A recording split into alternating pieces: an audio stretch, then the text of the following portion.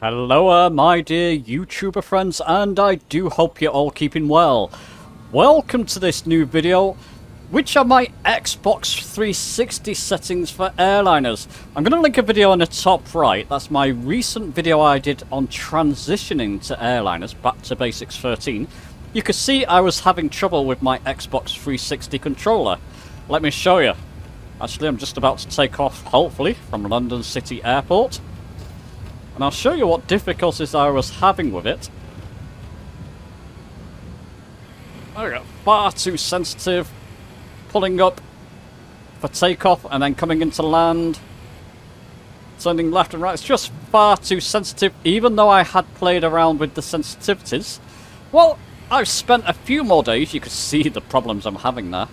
I've spent a few more days messing about with the sensitivities and settings for the Xbox 360 controller. Works on the Xbox 360 controller. It should work with the Xbox Series X and S controller as well. So I'm going to show you my settings and other settings I've set up with the Xbox 360 controller. Okay, let's not dilly-dally. Let's get on with this video.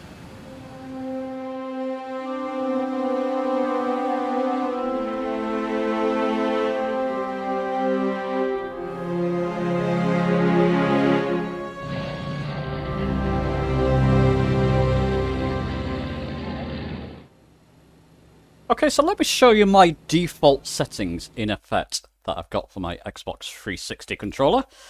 Probably released a video on this in the past. Go and search. If I can find it, I'll link it in the top right for you. But essentially, so this is a controller profile in use. It's one I pretty much use for Cessnas and other aircraft. You can see my pitch movement. So my elevators. That's LSY axis there, as you can see. Those are the settings I've got set up for them. Now you can see as I'm moving it up and down, as soon as I start to go past a point, it just zips up and down. It's really not good for airliners whatsoever. Similar left and right to some of my ailerons. LSX axis here. Again, it's just far too sensitive. So I've had to play around with these somewhat. So what I'll do, I'll switch to the controller that I've set up. I just duplicated that controller. And then I've just renamed it Airliners. Apply and save. And go to my sensitivities here. You're going to see some vast differences. Sensitivity, minus and plus in the elevator. So your pitch, minus 100 in both of them. Dead zone, 9%. That seems to work well. Extremity dead zone. Actually, pretty sure I changed that. I don't know why it's changed back to 100%. Let's just apply and save that again. I think that changed back on me. I'm not sure why.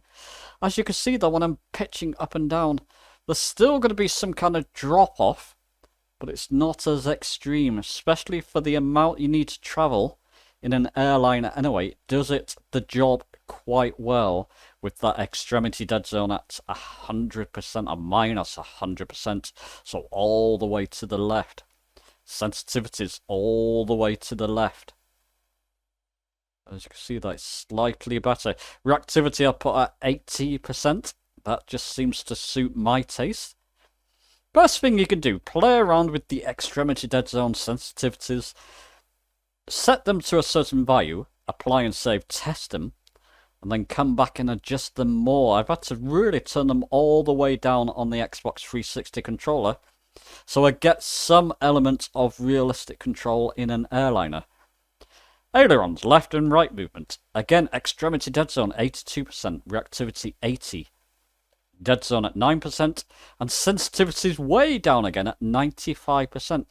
These seem to suit. Let me just show you. I've left everything else alone there, but let me just show you the main ones there, the elevator and ailerons, the ones I've set there.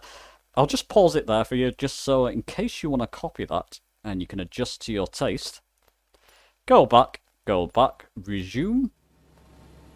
London City Airport, let's put it into flaps stage 2. I think it's 24 degrees of flaps in the 146. This works well for the 146. You may have to adjust them slightly for other airliners, but I'll give you a taste. Release the parking brake. And let's go full throttle. There you go, I heard it clicked into place. Just check I've got full throttle, full togger, I have. And we'll wait till the speed gets to around this point, which will be a good takeoff speed. Let me just taxi back onto the centre line there. That's fine.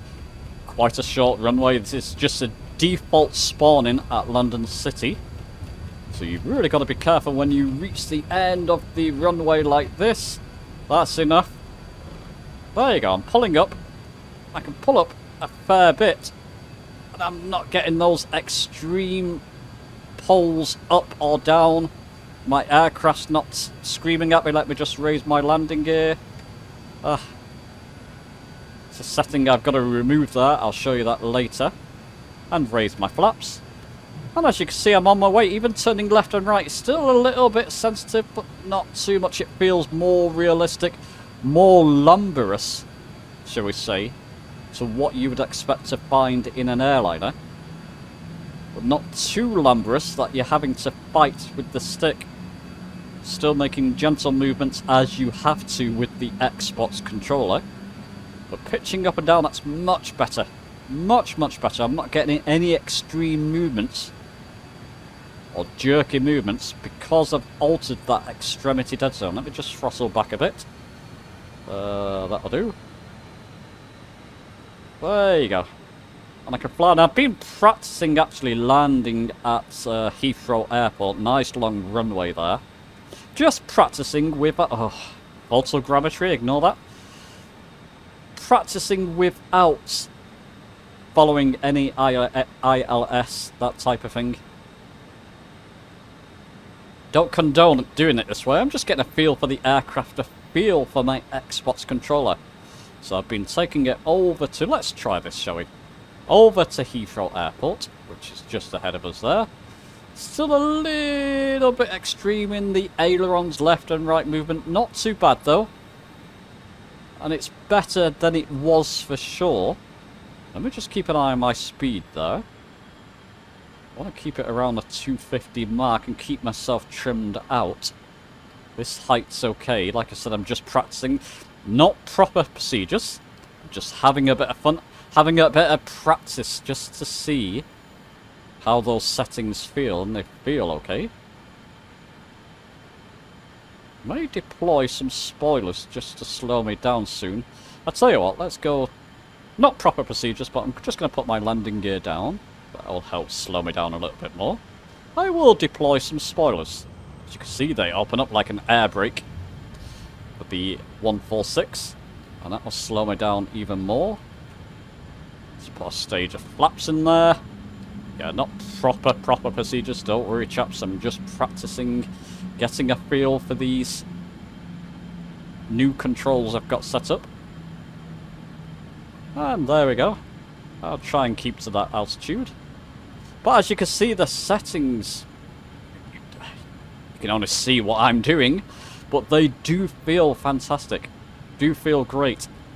Nowhere near as good as the yoke system. Or HOTAS system. Those are ideal. I travel between two houses. I've moved to London to start work with a charity up here. And I moved between two houses. The only viable option I've got sometimes is to take my Xbox controller. I can stick it in my backpack. Because I'm carrying my laptop and a couple of other bags with me. So I really wanted to get these settings more feasible, at least, for when I do use my Xbox controller. I will have to bring my Velocity 1 flight yacht system with me to London at some point. Fully intend to do that. Okay, let's just concentrate on what I'm doing here. Slow down a little bit more there. Just deploy more spoilers there just to get my speed down. It's fine, I don't want to underspeed now. And there we go, as you can see. That's my... Yeah, the throttle's about halfway, that's good. And I'm just practicing, just messing around really, just practicing landing. I've been doing this for the past hour or so. Landing between Heathrow and London City Airport. Just to get a feel for those sensitivities I've set up. And I've got to say, it feels a lot better. I could still tweak them more, and you can. Hopefully, if you've copied them down and want to try them for your airliner. This is a 146. Tried it with the Concorde. That feels okay as well. May need tweaking between different aircraft. Just be aware. Now, why is that not spawning in properly? Yeah, that is the runway, isn't it? Yeah. It's just not spawning in properly. Never mind. Few photogrammetry issues in this area for whatever reason. In my physical area, I mean, my internet's not great in this area. Either broadband or my mobile internet, but never mind. Okay, coming in a little bit low, but that's okay. Don't want to be too high in approach with the 146, I've noticed. Oh, okay. Do need to speed up a bit there. Yeah, not the best. Anyway, I'll probably get down. Yep. Okay, that's better. Let's just reduce the throttle a bit more now. Oh, it's a wee bit low there, but even when it gets to that situation, it's still controllable with those settings. Nice long runway. Heathrow Airport, of course. So I'm not too worried. Let's just try not to make a fool of myself here. Yeah, plenty of runway to land at, which is ideal. I'm going to practice landing, even messing around like this. Maybe practice that somewhere like Heathrow Airport. There we go, we're down. And there we go.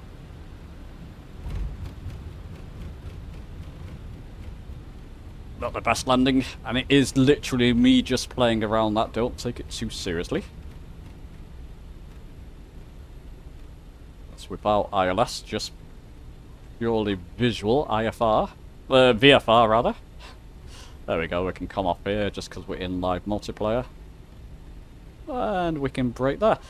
Okay. Let's just get to a braking point. Oh, that'll do. Okay, so what I'll do is now actually show you the rest of my settings that I've got set up with my Xbox 360 controller. So let's show you the rest of the controls that I've got set up. Many of these will be by default. I've just changed a couple of them, particularly for airliners. So I've got the airliner profile showing there. Power management, I think that's default. What you'll find on the Series S and X controllers as well. Increase throttle A, decrease B. Brakes. Toggle parking brakes. As I'm throttling up anyway to engage, you know, to throttle up to take off, I'm holding down A, so I just hold down A and left D-pad. That just seems to work well for toggle parking brake. Brakes themselves on the X button. That seems to work well as well.